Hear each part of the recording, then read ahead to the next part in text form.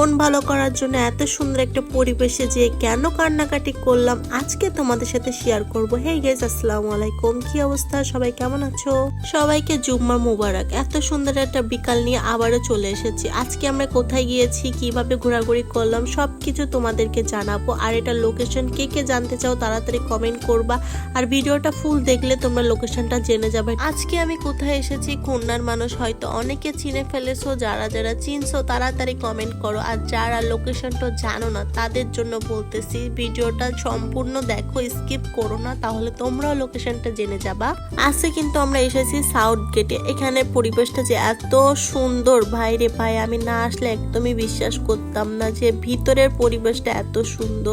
First আগে খাবারটা order করে নিলাম, কারণ খাবারটা রেডি করতে একটু টাইম লাগবে, কারণ আজকে শুক্রবার অনেক ভিড়, এজন্য আগে খাবারটা অর্ডার দিয়ে নিলাম যাতে আমি ছবি তুলে ঘোরাঘুরি করে এর ভিতরে খাবারটা রেডি হয়ে যেতে পারে। ছবি তুলতে অনেক বেশি পছন্দ করো, তাদের জন্য পারফেক্ট একটা জায়গা ছবি তোলার জন্য আমি মনে করি। আমি অনেক সুন্দর সুন্দর ছবি তুলেছি, অবশ্যই সেটা ভিডিও শেষে তোমাদের সাথে শেয়ার করব। ঘোরাঘুরি শেষ করতে না করতে আমাদের খাবার কিন্তু রেডি হয়ে গেছে, তারপরে সবগুলো একসাথে দিতে পারি না, একটা একটা করে সার্ভ করতেছে। ফার্স্টে কিন্তু আমরা নাগা উইংসটা অর্ডার করছিলাম। নাগা উইংসটা কেন খেয়ে কান্না করে দিছি তোমরা তো অবশ্যই বুঝতে পারতেছো। পিনিকের ঠেলায় আমরা নাগা উইংসটা অর্ডার করেছি। বাইরে ভাই, নাগা উইংসটা এক কামড় খাওয়ার পরে আমার যে কি হাল তোমরা না দেখলে বিশ্বাস করবা না। না চাইতে চোখ দিয়ে অনার্গল পানি চলে আসতেছে, কান্নার ঠেলায় মেকআপ গেছে উইঠা ভাই, চোখ মুখের অবস্থা কি হাল হইছে তোমরা একটু খেয়াল করে দেখলে বুঝতে পারবা। এক পিস নাগা উইংস খেয়ে আর দ্বিতীয় পিস খাওয়ার শক্তি আমার ছিল না,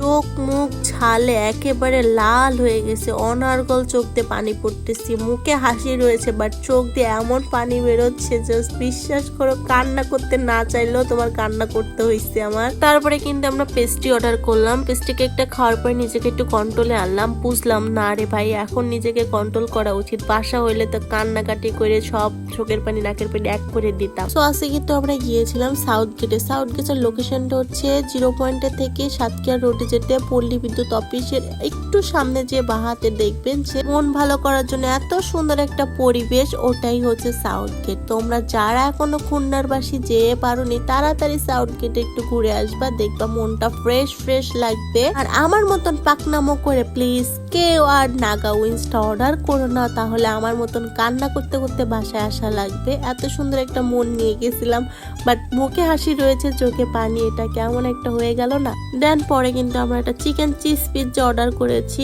এটা অর্ডার করে কিন্তু একটু শান্তি মতন খেতে পেরেছি, কারণ চিকেন চিজ পিৎজা আমার অনেক পছন্দ। আমরা কিন্তু নাগা উইংসটা আর খেতে পারিনি, এই জন্য বলে না বেশি পাকনামো করতে হয় না, পাকনামো করলে যে হাল হয় আজকে আমি সেটা বুঝলাম। বাট আমরা কিন্তু দুইজন অনেক অল্প টাকার ভিতরে এত কিছু খেতে পেরেছি, এটাই আলহামদুলিল্লাহ। সো বিকালের ভিউটা তো দেখলা, এখন তো রাতের ভিউটা দেখতে হবে যে রাতের ভিউটা আরো কত সুন্দর ভাই রে ভাই, এত সুন্দর একটা পরিবেশ। বিকাল থেকে সন্ধ্যা পর্যন্ত থাকলে মনটা অনায়াসে ভালো হয়ে যাবে। আমি তো একটা কথা প্রথমেই বলে দিয়েছি, যারা ছবি তুলতে বেশি পছন্দ করো তাদের জন্য বেস্ট একটা জায়গা।